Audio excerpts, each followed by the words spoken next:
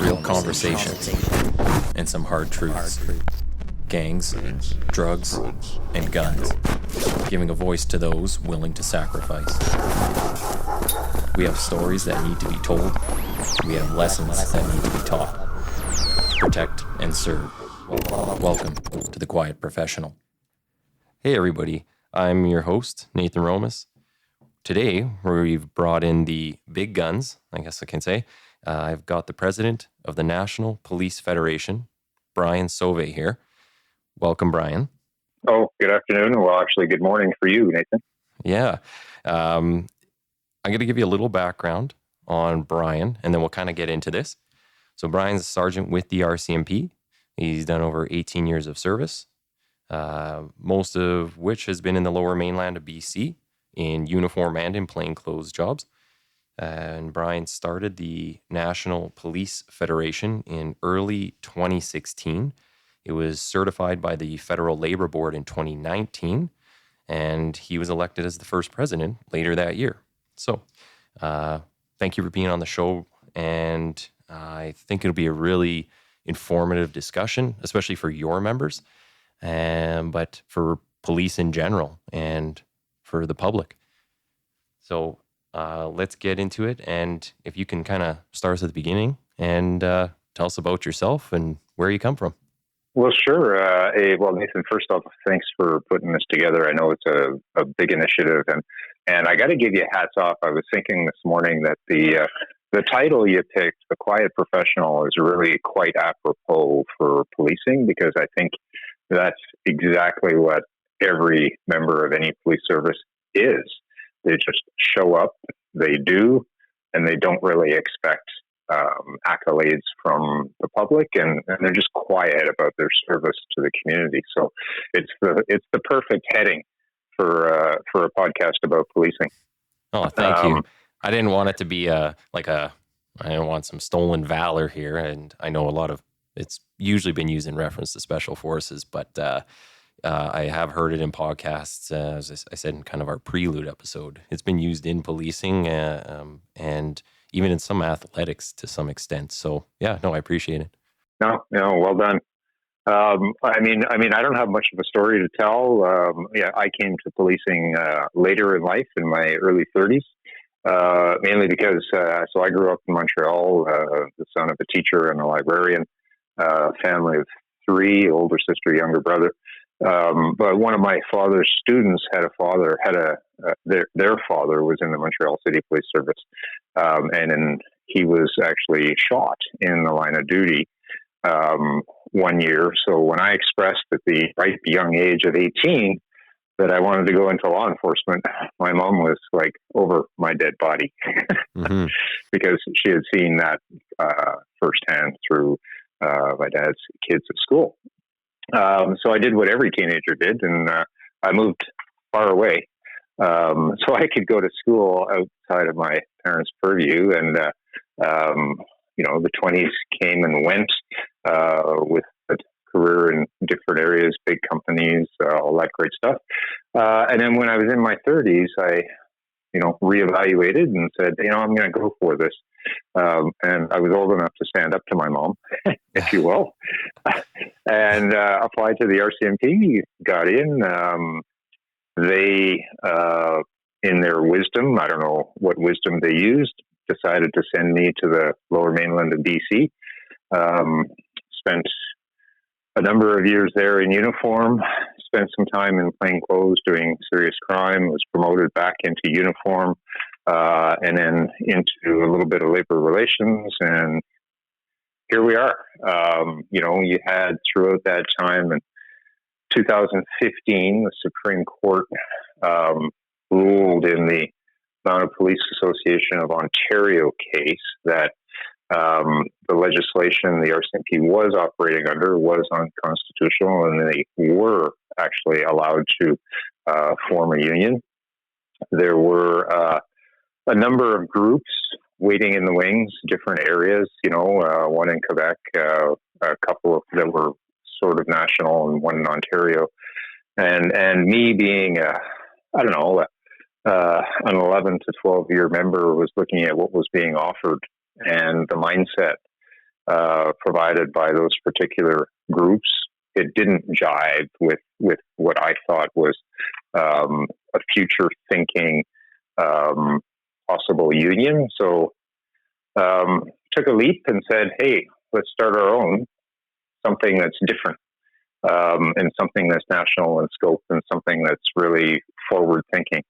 It took about a year to tour the country and educate some members and get them to sign up. And a lot of other police officers in Canada wouldn't understand what a union drive is like in the policing world, because, you know, the EPA, for example, has been around and it's just there. Mm-hmm. But, you know, we had to actually go and solicit support from our members.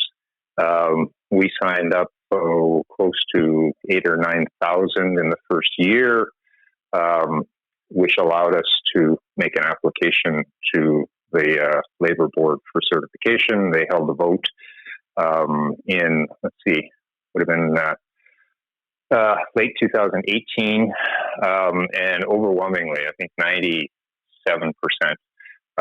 voted in favor of certifying the NPF, and that ultimately came out in mid-2019. Needless to say, it's kind of been the fire hose since then. You know, you have to think it was me and a couple of contractors dealing with accounting and some part-time assistants from an interim board. And now here we have overnight, if you will, the largest police union in Canada, probably the second largest in North America. And all of a sudden it's like, oh, what do you do now? Yeah, I guess you kind of sit back and wake up one morning and you go, wow, what have I got myself into? Yeah. So, I mean, the good thing is we operate under a federal regime. So, you know, the government of Canada is not known for its speedy efforts in all of those labor things. So, you know, we clearly had some time. We served our notice to bargain the week after we were certified, and then you have to staff up, right? So we, you know, held the elections across the country to build our board of directors. Started looking at permanent staff like general counsel and communications and accounting and finance and stuff. So that was pretty much the first year. At the same time, doing interim negotiations to allow for dues and recognition and all that great stuff. And then into the fulsome research with the bargaining team to actually negotiate a contract that had never been done before. So a lot of uphill stuff. You know, I have to give credit to Mike over at the Edmonton Police Association and my colleagues over at the CPA, who obviously, you know, provided us some guidance and assistance along the way with different resources and subject matter experts who are out there in varying fields. So couldn't have done it really this effectively without them. But, you know, bargaining was fun because you also have to remember that in March 2020, just after we were certified, just as we're getting into bargaining, everything shuts down. Mm-hmm. You know, face mask, no face mask, vaccine, no vaccine, meetings in person, not meetings in person, going via Teams or Zoom, and, you know, trying to actually bargain with what is a pretty nameless, faceless employer anyway, via video conference from people you've actually never met, never been able to build any kind of a personal relationship with, was interesting for our first go round.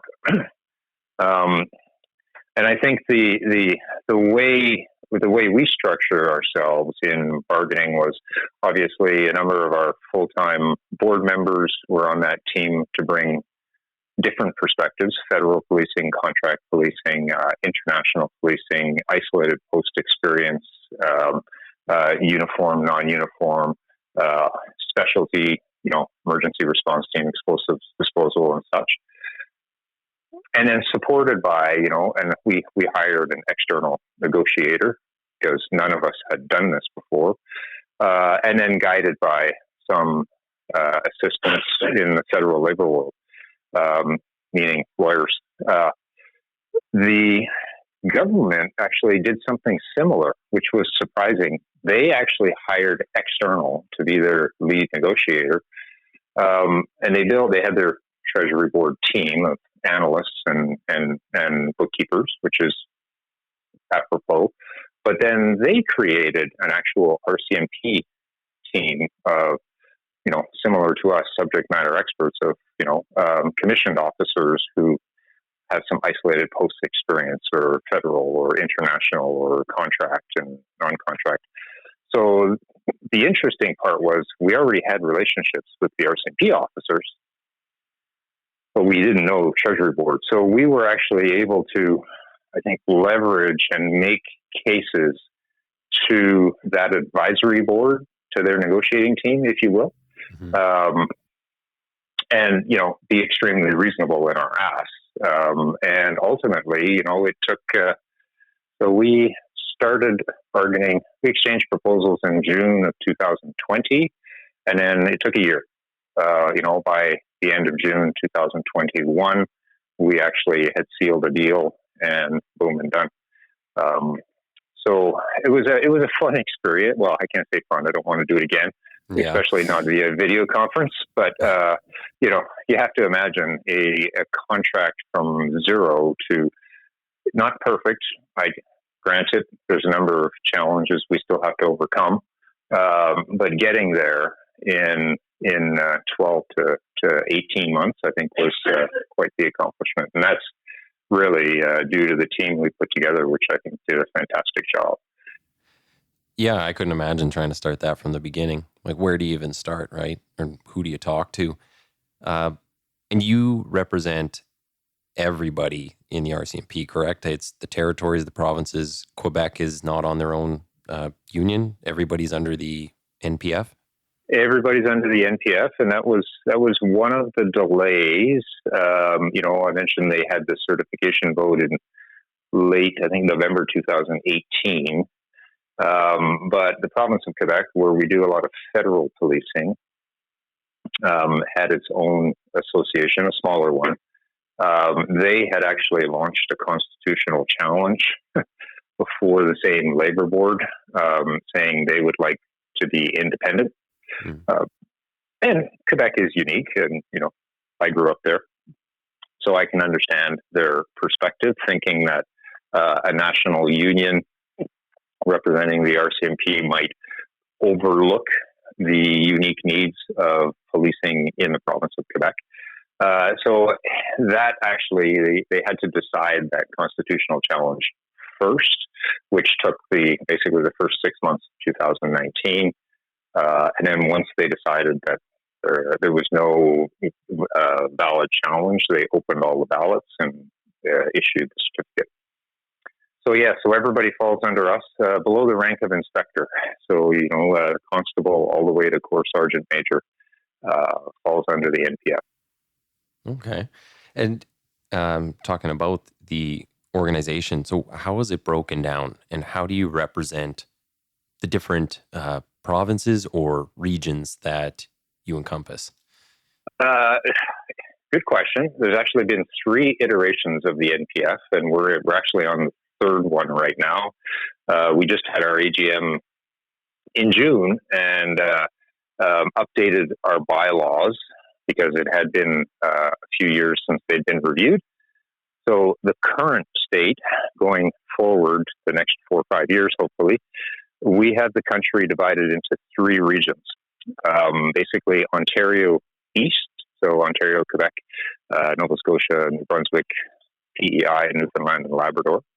The prairies, Saskatchewan, Manitoba, Alberta, and in Saskatchewan we include Depot because they're a separate division for the RCMP. And then the Pacific North, or the PAC North, we call it, British Columbia, Yukon, Northwest Territories, and Nunavut. So those 3 regions, we operate at about 1 full-time board member per about 1,000 1,200 members of the RCMP. So, for example, in Alberta, we have two there, one in Saskatchewan, one in Manitoba, because globally those three provinces represent about 5,000 to 6,000 members of the RCMP. Okay.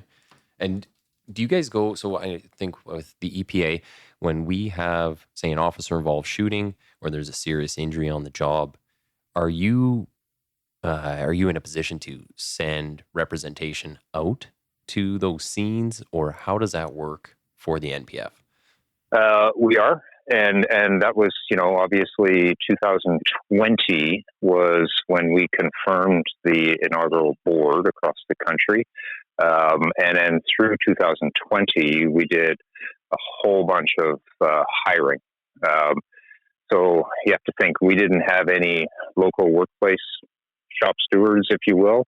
So we had to break down for all of those part-time NPF representatives and then hold elections for them. So that took probably about 6 months into 2020, and we have about 100 and I think it's 115, maybe 118 positions across the country where they're just, they show up, they might be working traffic enforcement in Comox, BC, but they're also a part-time stipend receiving representative for the NPF. So should there be something like happened in Saanich last week, although it's not our jurisdiction, our members from West Shore were deployed to assist and support. So, our local rep from West Shore Detachment or Nanaimo would go down and, just make sure there's anything that our members need. But at the same time, is there anything that Saanich needs that they don't have, that their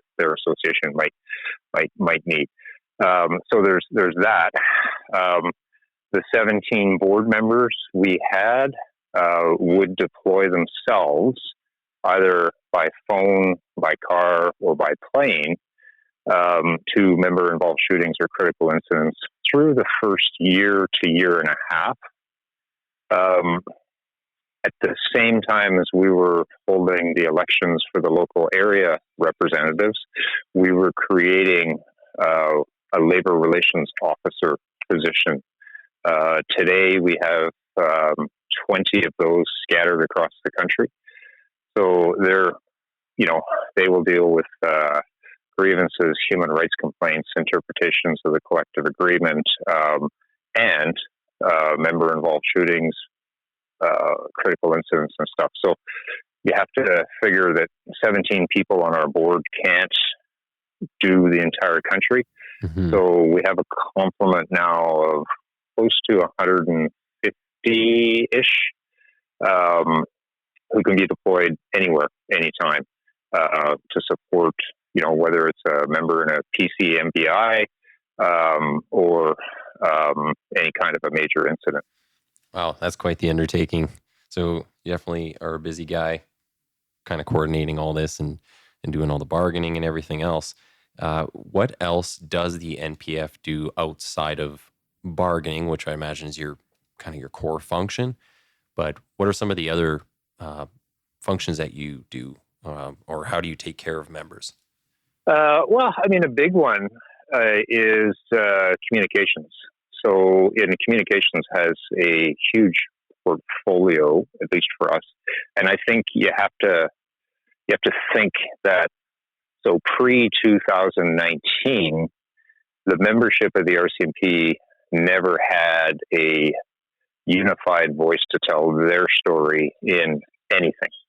Whether it's responding to a poor media headline, whether it's speaking out against this, that, or the other thing, or actually trying to correct a narrative publicly.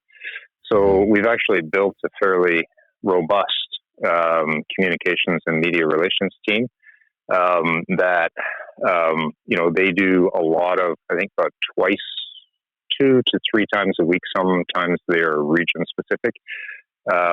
We update our membership on what's going on nationally, what's going on regionally, about member-involved shootings, about ACERT calls, about IIO or IIU calls that are happening here, there, or the other place.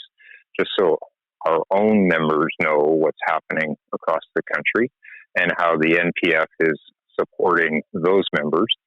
But at the same time, correcting narratives,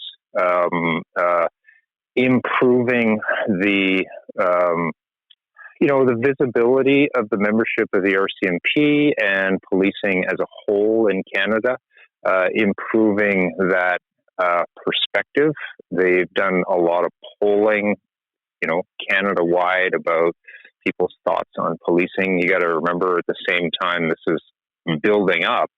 So we're into COVID, and then we hit George Floyd, and then we hit Black Lives Matter, and then we hit an entire weird sentiment of growth for anti-police in the States that migrated a little bit up into Canada, unfortunately, because Canada is not the United States. Mm-hmm. So, we had, a team basically working on Canadian sentiments towards police, which your members should enjoy to know, just like our members enjoy knowing, is that Canadians' thoughts towards policing at the lowest point, June of 2020, the support for policing was extremely high.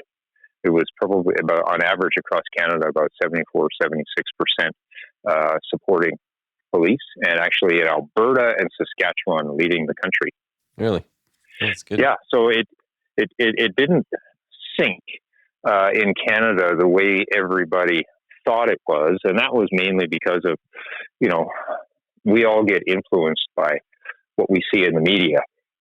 So I think part of the NPF's job really is to not only correct media narratives, but also remind our own members that, hey, just because someone takes a knee in a parade does not mean that reflects the perspectives of all Canadians. In fact, most Canadians are supportive of what you do and such. And that support for police has actually grown over the last year and a half post the whole George Floyd thing. So we really, I think we need to remind our members of that, because it's pretty easy in today's day and age with social media and all of the stuff to get worn down just by poor reporting or poorly chosen headlines, if you will. So there's the comms piece. Yeah. And, that's a number of angles, right? One is updating our members. Two is responding to media stories. Three is being proactive and, writing our own op-eds for different newspapers, doing a lot of interviews and building relationships with the more respected journalists across the country in different regions. So, we wanted to position ourselves to be the first call, if you will. So call us before you call the RCMP if you want comment on a specific story. Mm-hmm. And it's not that we want to be adversarial with the public. Sometimes we are. There was a member-involved shooting in... trying to remember, I think it was Nanaimo, it might have been Comox, DC, where a police dog was killed. And, the family of that particular deceased individual started spouting off a whole bunch of things, right? Which looked poor. So, it was an opportunity for us to come out swinging a little bit, which we did. I'm pretty sure I have death threats from that family, which is fine, because, ultimately we took the position that, you play stupid games, you win stupid prizes, and such is life. So, but that is a bit of a theme. I think the misconception, or at least the way we've been kind of told to be, and that's part of it, even maybe comes out in the quiet professional title, is, we usually just sit there and take it. But we are allowed to stand up for ourselves, and we do have an opinion, and even more so than an opinion, we have a lot of the facts. And it's just, how do you correct those narratives out there and put out, the truth, or as much of the truth as you can without affecting like an investigation or any sort of civil stuff that might come out of it afterward. Oh, I agree. And, in one of the interesting things, because this is an entire other department that the NPF has that really supports the communications and supports our bargaining, is, government relations and policy. So the two stalwarts, really, aside from our finance department, which makes sure that we're audited and we're paying our bills on time and all that great stuff, the communications side, which includes media and PR, and then the government relations and policy, which does a lot of our research. And you have to think, we're dealing with, so not only the federal government, but we've got 8 provinces, 3 territories, and then probably 65 different municipalities that have independent contracts with the RCMP. So many layers of government relations. And there's, like you say, speaking up on behalf of members of the RCMP or even just the policing profession in Canada, the data is clear that use of force is rarely, if ever, used in Canada. Well, it's not if ever, but rarely used. Mm-hmm. So selling the narrative and educating the public and educating the media about the data that already exists, whether it's in New Brunswick or Alberta or Canada as a whole, that cops in Canada are extremely well trained. We are extremely good at de-escalation. We're very good at resolving things peacefully. And if and when something results in a use of force, and we're talking empty hands hard, like just a punch, mm-hmm. versus lethal force, it's like 1/10 of 1% of all calls that all police go to in Canada. So educating the public that, hey, 99.9% of the time, irregardless of stripe, the cops that I call are going to be able to resolve this peacefully. Like that's something that that's a story that needs to be told. So how much weight does the public then give to the 0.1% who are talking about, you murdered my son, you murdered my daughter, or this, that, and the other thing? So that government relations and policy team really, does a lot of research through StatsCan, the Alberta Government Justice, BC, to pull out all of the stuff that's already publicly available, but reporters just don't go there. And we can quote that and we can say, hey, like, here's the actual goods. If you want to question the goods, right, then go to the government agency that collected the goods. But, our people really do an excellent job and they are professionals. So I think, we do need to have a better job of collecting the stats, but also getting those out there. I think a lot of the stuff that people see is just US based, right? You see most of our media is from the US, so most of the stats and the headlines you see are from there. I just think of half the time when you deal with someone, you're arresting them for an impaired. All they want to say is, this is a DUI or DWI. You're like, that's an American term, right? It's just in their heads. So they're getting influenced very heavily by the U.S. Side of things, and it's not necessarily true. Like they do a lot of things good down there, and there's a lot of things that are very similar, the way they operate and do things, but it's not all the same. And I think telling the Canadian story is very important, and it sounds like you guys are doing a good job of that. The other part of it too is, even from the police association side here, we've always kind of had that struggle communicating with the membership. And I like some of the ideas that you have. It sounds like you guys are hard at work trying to get those things out there on a consistent basis. I think that's a huge problem, is you kind of fall out of sight, out of mind. But if you can put stuff out there a couple times a week, that's very important, because things are so fast and just ever changing.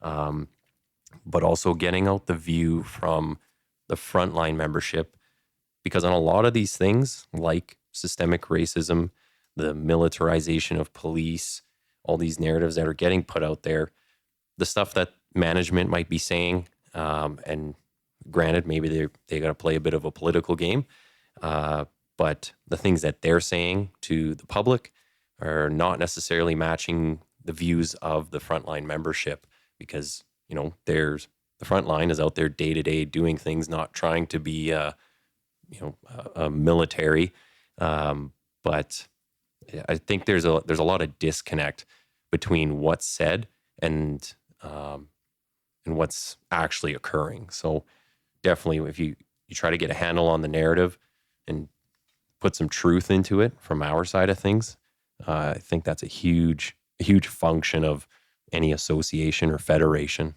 Yeah, and one of the warnings that I took away from our colleagues at the Canadian Police Association was, a possible drop in engagement of membership. So, whether it's, I don't know, the Vancouver Police Union, Toronto Police Association, it doesn't matter. They all expressed challenges engaging or getting their members engaged, whether it's unsubscribed from an email list or not having your membership's contact info outside the police service. So when we started, obviously, as members signed up with us with cards and all that great stuff, we collected all their personal contact info. So we're in the unique position of having high engagement already. So the key for us is to maintain that engagement. Like every email that we send out to 17,500 or 18,000 members of the RCMP, because not everybody's signed up with us yet, surprise it or not, to receive our emails. We have about 72 to 78% of an open rate. So we know that people are actually opening the emails. It might just be to open and delete, don't know. But the engagement is still there. So we have to challenge ourselves to keep that line of communication open, and what we send out is relevant. It's not overwhelming. It's not too little, not too much. So there's a bit of a balancing act there. In maintaining that, but the other part of in my view, the NPF's role is we have the advantage of capacity, right, or size versus the Winnipeg Police Association. Smaller budget, smaller number of members, maybe can't have a full-time media PR team, full-time government relations team. So the fact that we're huge, really. And we have the ability to bring in resources and do that stuff. Part of what our comms team is doing is trying to build a change the narrative campaign, if you will. And I don't want to say change the narrative, because I don't think the narrative needs to be changed too much, because I know there's not a lot of anti-police sentiment in Canada, but we can always increase the support for policing as a whole and policing as a career. So, and I'm not sure if you've ever seen, but, your members might find value in, if you were to Google the Scottish Police Federation, quote unquote, "What would you do?" video series. Okay. Back, I think it's 2014, 2016, where they put those together. There's 4 or 5 of them. And they are, in your face. What would you do? 2 Scottish bobbies going to report a noise complaint and turns into a full-blown domestic, and one of the members is killed by the perpetrator. So then it's like it turns to the other one saying, and the quote is, what would you do? They had great success with that in 14, 15, 16.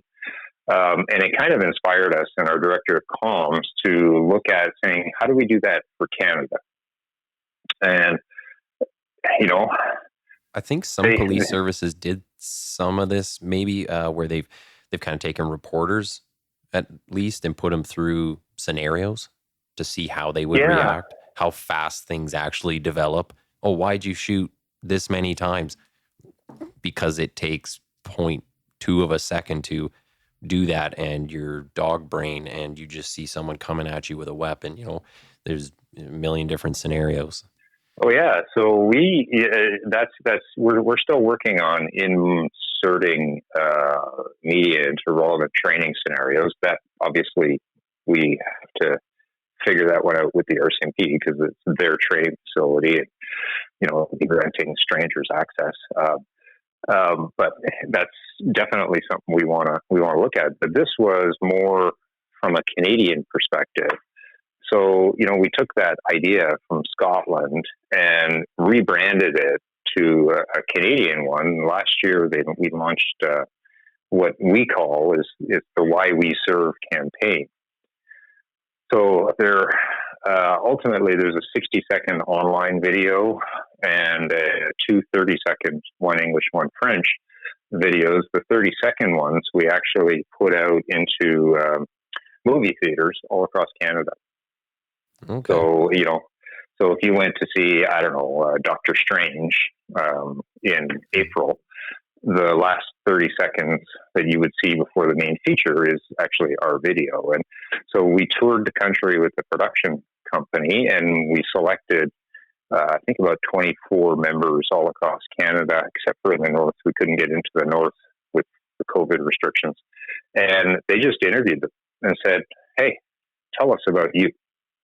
Right? So, it's, hi, I'm Fred. I'm a constable in Wetaskiwin, Alberta. And this is what I do, and this is why I chose to be here. And this is that. So, and we got guys on boats, we got folks in skidoos, we got some amazing stories put together by this, video production company. They go out and all about putting more shine on, the badge of the members of the RCMP. We're human too. But it's a really rewarding career, and this is why we've chosen this. And the response has been fantastic. So, we're actually rebranding that a little bit this year just to keep it fresh, and with another campaign to go out this September, October. So lots of interesting things. And then, as a hive off to that, things we've been doing internally, because that was obviously an external contract, was just telling member stories.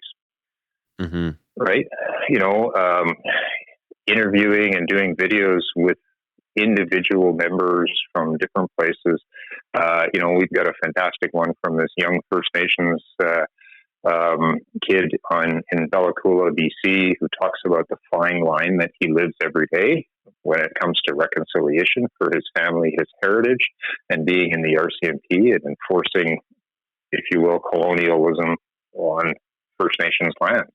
And then there's the mental health aspect.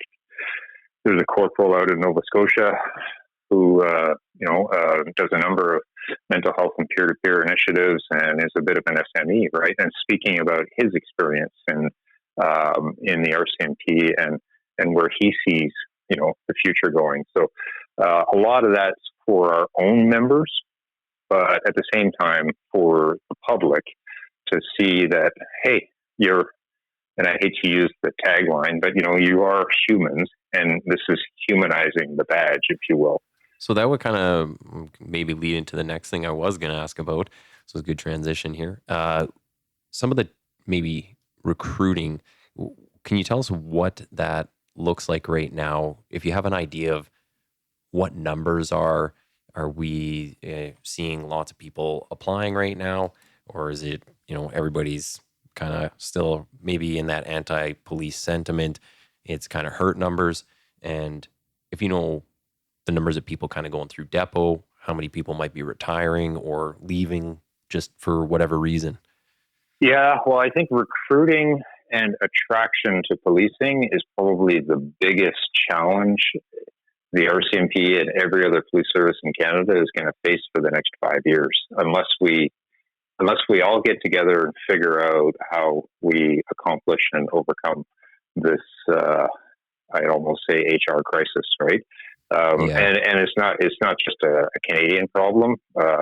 It's happening in Ireland. It's happening in Belgium. It's happening in Germany. Like, it's happening everywhere. But in Canada is where we live and breathe it, and it's impacting every police agency.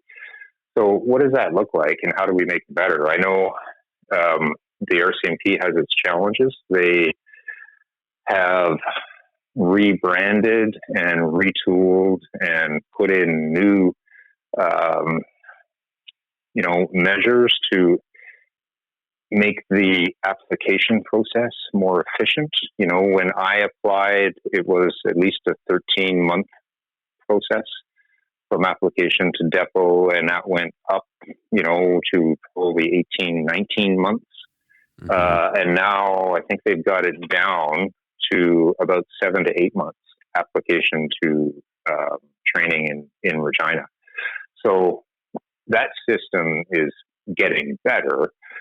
But so, the grain hopper is working well, but how much grain is actually going into the hopper? That's the problem. And how do we get more people to consider policing as a career or even just as a profession or a job? And that's the challenge I think everybody has to overcome, because I think application numbers are down for everybody. I know the Ontario Police College can't fill their seats. The Atlantic Police College is having challenges. The JI in BC are having challenges, as you see the Surrey Police Service moving to the Surrey Police Service from the RCMP. Even they are having challenges getting enough applicants. So I think it's everywhere. Really, how do we make policing a career of choice like it was 15 years ago? I don't know. Are the numbers on the attrition side greater than what's kind of coming in right now? Like, are we seeing the overall membership decrease in general, or is it still kind of on the increasing side? No, the numbers that I've seen were still on the increasing side. But if we don't fix the problem, that's going to change. Because our workforce in the RCMP, we're recruiting older now. It used to be the 19-year-old farm kid from Saskatchewan.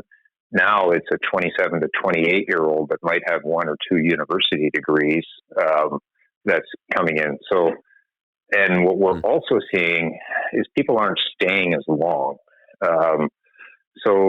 For us in our pension world, it's 35 years for a full pension, 25 years for a unreduced pension. You used to see members stay for 31 to 34 years. That was the average, and then it went down to about 29. Now we're actually seeing it's dropping to 26 and 25 and 24. So we're getting them later in life, and we're not keeping them as long. And we see members that come in for 5 to 10 years and then go to something completely different. Like they go be a teacher, or they go become a lawyer, or they go and do a completely stress-free job and become a garbage man. I don't know. But they leave policing entirely because they've had their fill, right? So right now, like the RCMP was averaging about 4 years ago, they were averaging about 800 retirements, resignations, and deaths per year. That dropped a little to about 650 or so when we were going through our negotiations, because I think a lot of people were hoping for a nice contract, and then what that looked like would impact their decisions. And now they're getting back up to 750 to 850 per year. We're still graduating, post-COVID, I should say. They're still on track to graduate at least 800 or so this year. In the midst of COVID, Regina had to shut down. So I think in 2020, they only graduated 375. 2021, as they ramped up again, they were up to about 750, 780. So those 2 years have hurt the attrition recruitment balance. But, honestly, if we don't fix the applicant being interested, eventually that older workforce is going to start leaving in the 900 to 1100 per year, and we'll be behind the gun. And that doesn't even talk about growth, increase in mandate for policing, and then just the resources, right? Every investigation now requires 10 times the amount of people doing all kinds of specialized things, and it's just more complicated. So I think globally, every police chief, every union needs to be looking at how can we make this better, because if you have adequate boots on the ground, you can actually have a membership that enjoys a decent work-life balance, can take their time off, can rest, recharge, spend time with family. And if you don't, then people get burnt out, their resilience fades, all of a sudden they consider going elsewhere or going on long-term stress leave or whatever. We need to really figure out the solution there, and not just a solution for the next 6 months, a solution for the next 10 to 20 years. I think it'll be interesting to see, just if you look at people in general, and you can see this in the day-to-day, the people we deal with. I don't think people have that sense of exploration anymore. They don't want to move, go out and leave the family, go out and, seek out their own path. I feel like that's kind of lost. And some of the expectations that people have definitely softened. So now everybody just wants to sit at home and have things brought to them and have a stress-free life. And, it's this job definitely takes somebody who wants to make things for themselves, want to make something of themselves. And I think just, the way society's kind of gone in general, it's harder to find those individuals. It'd be harder to find the people, some of my coworkers might say, that are going to storm the beaches of Normandy nowadays. That's few and far between what it used to be. Yeah, I try to remain as optimistic as possible. I think I would agree with you that there's been a demographic shift in Canada about, why would you go be a police officer and put your life on the line when you can stay at home and make TikTok videos and make a similar income, right? So there is that component to it, but I think we, in policing generally, I'm not just going to blame chiefs. I'm going to blame us all, because we're in this collectively. I think we have been complacent in thinking that there will always be a new breed of Canadians that will take up the charge and come and, right? And I don't think we have modernized to this new demographic, because I'm sure there's probably a ton of Canadians out there that would love the excitement and the joy and the rewarding career that policing can be if they do more about it, right? If we were more proactive, if we spoke in their language, and so I think we just need to be better and in promoting what is, and I think every cop will tell you it's probably the best job in the world. So we just have to promote it, but we have to promote it through the lens of today's men and women. Yeah, I think it's speaking to kind of their sense of purpose. And I think that's why you get a lot of people at these protests now. And I work with our public safety unit, or the riot team. And you stand on the front lines, and I've been there in Ottawa. I've been here when Black Lives Matter stuff was going on. And right there on the front line, you have people yelling at you. And some of the stuff is completely nonsensical. And, we have people protesting energy pipelines and oil, yet they're standing there talking on their iPhone with their backpack. Actually, one of the girls that was in front of us one day, she had a backpack that actually had an energy company name right on it. Half your clothes, your car, the bus that you got down there on, it's all made of plastic. It's all made of oil. I think people they just don't have other things to do with their time. But I think they're looking for a purpose or something to belong to. And I think policing is something that can certainly give that to you, just like military service or any kind of public service. And yeah, we do need to know how to talk to this generation in their language. So one thing I would like to kind of get into, speaking of numbers and some of the challenges out there, there's a lot of the switchover and talk about switchover between the RCMP and whether it's a municipal force or a provincial police force. So if we kind of start on Surrey, that is one place where a transition already is happening. Can you kind of tell us how has that changeover gone, and then get into where it is like right at this minute? Well, yeah, Surrey, interesting. So, from an NPF perspective, we've tried to remain apolitical.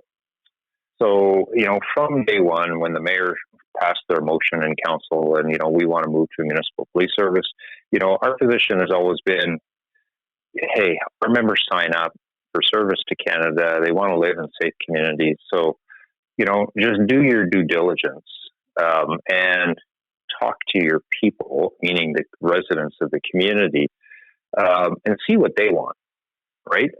And find out what their priorities are and where they would like to go with policing in general. Because again, we were 2018 into 19, and then obviously you had the whole George Floyd and all that great stuff. So we tried to remain apolitical, not supporting one side or the other, just sitting back and saying, if your residents want it, your residents get it, right? And we'll work through with you on that transition. Unfortunately, that particular municipal government is showing, I think they're showing the world or Canada really how not to build a police service, mainly because they didn't do their due diligence. They didn't do a feasibility study. They didn't really canvass the public, and they, pushed ahead. What we've seen is, and all credit to those members who've signed up with the Surrey Police Service. Good on them, and I hope it's successful. And if it isn't, obviously the RCMP will remain there. But what they're seeing is, for example, getting your own IMIT network. That was never thought of. And, there's a multi-million-dollar hit to a city's budget. What does proactive recruiting look like in today's day and age? And perhaps overestimating the community's interest in joining a new police service, or overestimating neighboring police services and even the Surrey RCMP about how many would patch over. I think that was overlooked. And did you have a lot of people patch over? I think there's been about 40 some, maybe 60. So not that many. The thought was, I think the plan was that about 70% would patch over, and what we've seen is less than 10% move over. And those that have moved over, a lot of them are basically double dipping, right? They've got their 24 and they can take their RCMP pension and start something new. So there was that challenge. So, and keeping in the back of your mind, it's all about community and public safety, right? So now you have this protracted process. We're going on 4 years now, and a slow deployment of a new uniform into the city. And is there confusion from the public? Who's the police jurisdiction? Who isn't? And how does this go about? So, whether it's successful or not, and, for those members who passed over, I hope it is. I think it's kind of been an example of what not to do from a government perspective. So then you go over to, and where that's at right now is they're in that quagmire of trying to get enough Surrey Police Service members trained and on the road to actually increase their complement. I think they have maybe 90 or 95 out there in the community now. And the plan is to have, I think, 175, if I'm not mistaken, 175, 200 by the end of this year. All dependent on. I was to say, from what I understand, though, it's not, it's not the whole gambit of different type of units either. So, are the RCMP, if there's a homicide, does Surrey have a homicide unit, or does the RCMP still fulfill some of those roles? Well, in the Lower Mainland, it's a little different than your average municipal police service, because what they do is they have integrated teams. So, Abbotsford Police, West Vancouver, Port Moody, and then Coquitlam RCMP, Surrey, Burnaby will create an integrated homicide investigation team, for example. I think there's 8 of them throughout the Lower Mainland, all made up of different police services. And they share the cost and they share the resourcing. So, you can have a homicide in Burnaby and you've got some Surrey cops that are seconded to IHIT, Abbotsford cops that are seconded to IHIT, and maybe Coquitlam RCMP that go and investigate that homicide in Burnaby. So from what I understand, Surrey Police Service is going to maintain that model with deploying Surrey Police Service members to like the IHIT or Combined Forces Special Enforcement Units or that kind of stuff. So there's no real risk there. It's just they just need to build their capacity, which all comes down to recruiting and recruiting enough members to be able to have that surge capacity in their city. Okay. Oh, so maybe we'll kind of transition a little bit to a bigger topic where Alberta is constantly talking about the provincial police force, and where is that at right now? Are you allowed to kind of comment on that? Yeah, that's limbo. And again, the NPF with Alberta, we have tried to remain apolitical, even though it's been hard at times watching Jason Kenney do his self-destruct. But we've tried to remain nonpartisan. We don't support the NDP, the Liberal Party, whatever, the Wild Rose or the UCP, any of that stuff. It's all about facts and fact-driven and educating the public about. And you may be surprised, governments are sometimes not forthcoming about everything that a taxpayer should know, and they might put their own lens on things. So for us, it was, being involved in the process, right? The government of Alberta hired PricewaterhouseCoopers, so we wanted to sit with them and talk about things that they should consider in their report to the province, housing for an Alberta Provincial Police Service in smaller spots, right? Have you considered what that might cost? Transporting members in and out of isolated posts, have you considered what that might cost? Those types of little nuances that might get overlooked. And then obviously deployment models, what police resource methodology are we using right now? What police resource methodology would an APPS use? So would there be, in Lac La Biche, would you have a detachment, I'm just pulling it out of my head, of 7 members? Or would an APPS do it with 10 or 5? So is their whole goal to have just more control over the money, the resources? Because that's what I would see as one benefit to a provincial police is they could say, we control the recruiting, we control where money goes. We're not at the mercy of Ottawa to, send us somebody from depot, and we kind of go at it on our own. Yeah, I think that's part of the narrative. And again, it comes, so this is where Governments will tell one side of the story, perhaps to sway a vote. And we position ourselves to sit back and say, well, wait a second, actually, here's the other side of the story. Mm-hmm. So, it was a lot for us. It was a lot about explaining to Albertans, explaining to municipal councillors, reeves, urban municipality associations that, okay, so Alberta has a contract with the RCMP, so does the city of Lloydminster, the city of Red Deer, Fort McMurray, and such. Here's what's in that contract. It actually says in here that Ottawa doesn't control you. The only thing Ottawa controls is, the uniform, the use of force options, the recruiting process, not the number of police officers you can have.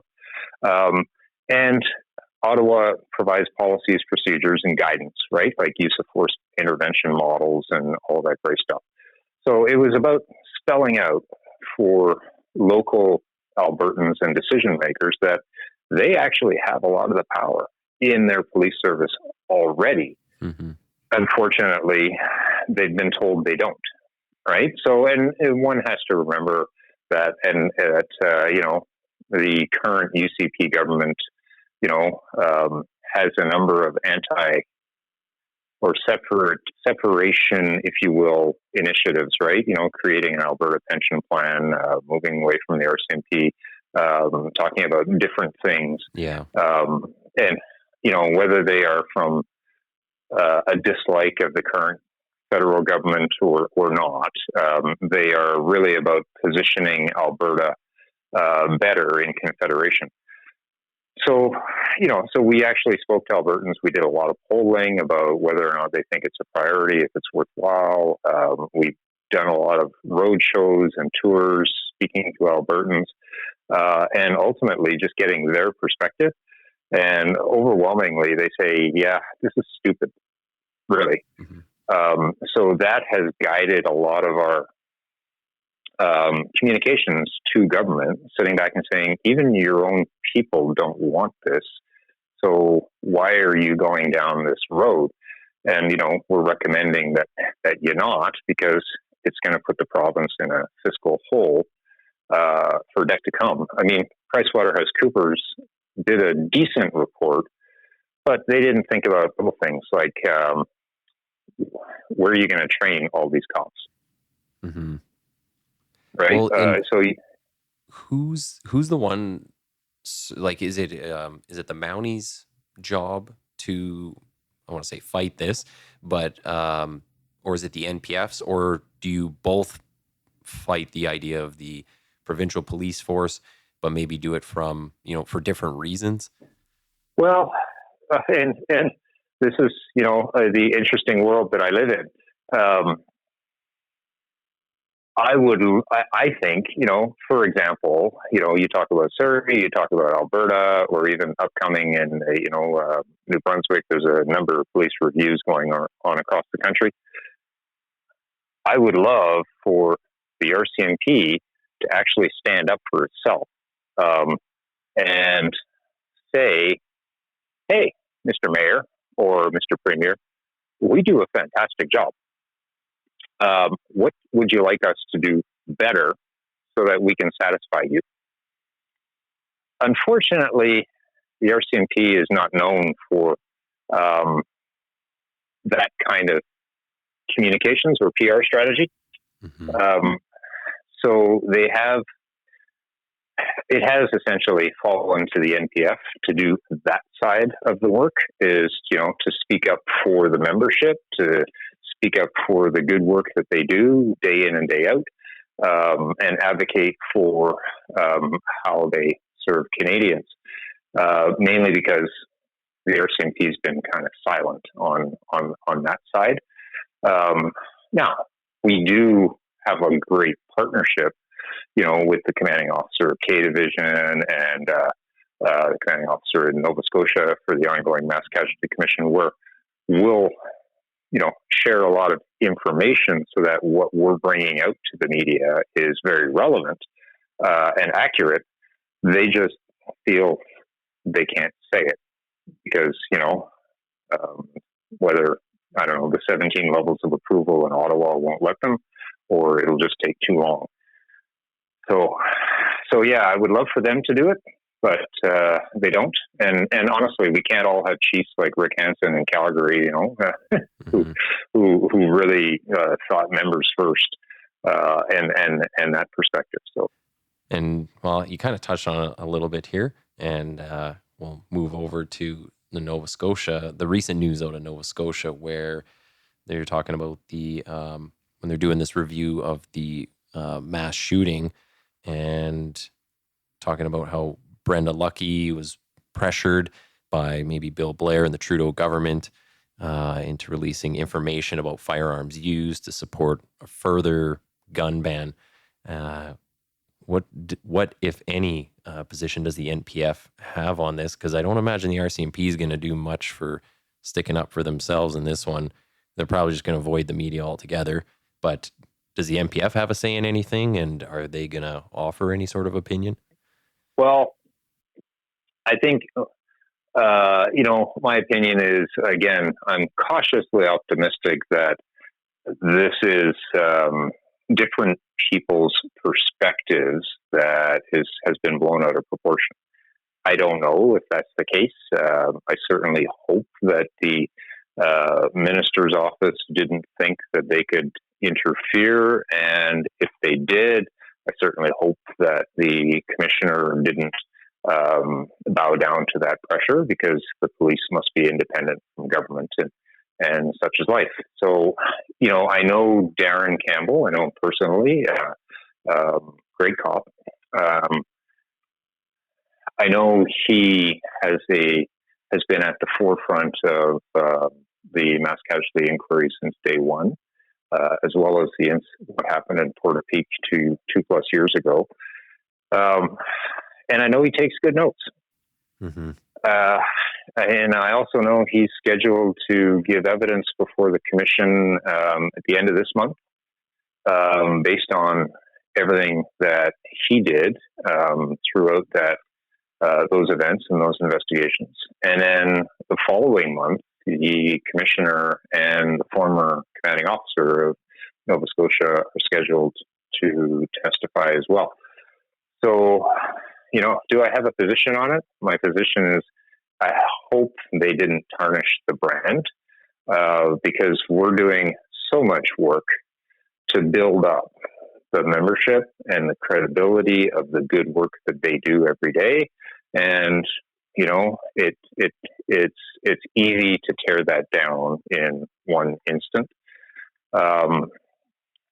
So we'll just have to wait and see what the end result is once they give their evidence. I would say, I see what you're saying, but the track record of some of the individuals in the government there is not so great. So, it'd be interesting to see the outcome. And it goes to one of the challenges that, that the RCMP faces. The commissioner's office in the RCMP is actually a deputy minister's position within government. So, so Brenda, although she is the commissioner of the RCMP, she's also a deputy minister under public safety. So it is there the ability to feel pressured by your minister to do different things, irregardless of the person occupying the position. And is that acceptable to Canadians when Canadians really think that the police should be independent of government? Yes. Right? In a municipal police service, it's a little different, right? The chief may be part of the police board, but is not the chair of the police board. And the chief pretty much takes direction from the police board, but it's not operational. Mm-hmm. It's all administrative, right? Here's your budget. You want new guns. Okay, you got the money and that kind of stuff. And the chief is pretty independent in the speed, flow, and direction of investigations, as well as what to investigate, how to investigate, and the standards applied. So is that interference possible? And how much are we willing to tolerate, or should it be changed? Mm-hmm. Yeah, no. And I know that was even a question back when I was in the RCMP, so 2011. I remember people talking about that, how the RCMP is to a degree, I guess, just another department of the federal government instead of just being a separate body and kind of having more of their own control of things. Yeah, that's the perception is definitely there, and this particular incident, whether it happened or didn't happen, we'll figure that out eventually. Is just more like it. Honestly, it just never should come up because the possibility is just not there. The commissioner should feel comfortable in receiving a phone call from a minister of public safety and basically saying, respectfully, minister, we're not having this conversation, and click. Yeah. And should feel 100% comfortable doing that. And are we there? I don't know. Kind of coming up to the end of our time here. I did want to maybe try and end on a positive note, though, sure. And just see, is there anything on the horizon for the NPF, for the membership? Any big changes coming, or anything you think people should look forward to? Well, changes within the NPF, or we obviously, or even within the RCMP. Within the RCMP, well, change is a constant. Within the RCMP organization that's big, there's a lot of good news that's happening within the RCMP. Like we're finally getting to a point where we're getting new CEWs, new tasers. The body-worn camera program is finally getting to a point where they're going to select a vendor. New pistols. That will be happening, the body cams? Yeah, that will be happening. They're actually, I think the target date is to deploy in Alberta, Nova Scotia, and Nunavut in August or September of this year, and then the rest of the country to follow. Okay. So that's good news. Finally, new pistols. They're almost 30 years old, right? They've actually got the request for information or proposals out. So another notch down to move forward with. No idea what it's going to look like, or no idea what gun they're going to choose. But obviously, we're in the short strokes now of seeing something positive for new use of force options. Uniform wise, unfortunately, we're stuck with the gray shirts for a while, but they're doing a pilot project, government pilot project. It'll take 2 years, but about looking at, dark blue shirts, different fabrics and stuff like that. New soft body armor is coming, right? Which is obviously good stuff to replace the challenging one that we have right now. Sam Blacks or, duty belts are modernizing. I think there's going to be 3 or 4 options available to different members for different waists, for different back tolerances, for different sizes. So there's a lot of good stuff happening inside. We've been involved in all of these in some capacity along the way.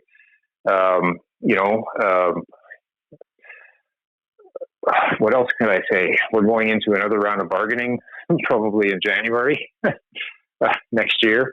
So you'll be busy. Well, yeah, the team will definitely be busy. So, hopefully, by the end of 2023, we'll have secured another contract, and maybe that'll give us some peace for 2 or 3 or 4 years past that. But yeah, a lot of good things happening. Nice. So finally, just want to make sure we get it out there. Where can people connect with you or the Police Federation? If our members have any issue, right, we've also built a 24/7, 365. I hate the word call center, but that's essentially what it is. They work every day, 24 hours a day, every day of the year, and that is 1-833 NPF team, TEAM. So they can have a call, or they can email. It's info, INFO, at npf-fpn.com. And that's really our central repository to deploy all sorts of resources across Canada. So if it's a question about a collective agreement or a dental claim or a promotions issue, or even a member-involved shooting or in custody, death, whatever the case might be. Those folks are there to get the right people on the ground out and answer and support. Nice. All right. Well, is there anything else you think we missed? Anything we didn't touch on that you want to make sure you get out there? No, I think we covered a lot of ground. Great. And I really appreciate the invitation and the ability to just chat. As you can see, I can talk. Well, I'm sure you'll be back on. There's always something new coming up, so we'll be glad to have you back. If you stay on the line, I'm just gonna end the recording here, and Sure. yeah, we'll definitely talk again. So, I forgot to mention, Nathan, that if any member wants to get a hold of me, so if they were to call or email, they just have to mention to those folks that they'd like to talk to me or email me, and then the guys and gals at the call center will either forward me the email or send me along the contact details. So, all right. So yeah, thanks everybody for listening, and we'll be back with another one real soon. Okay, take care.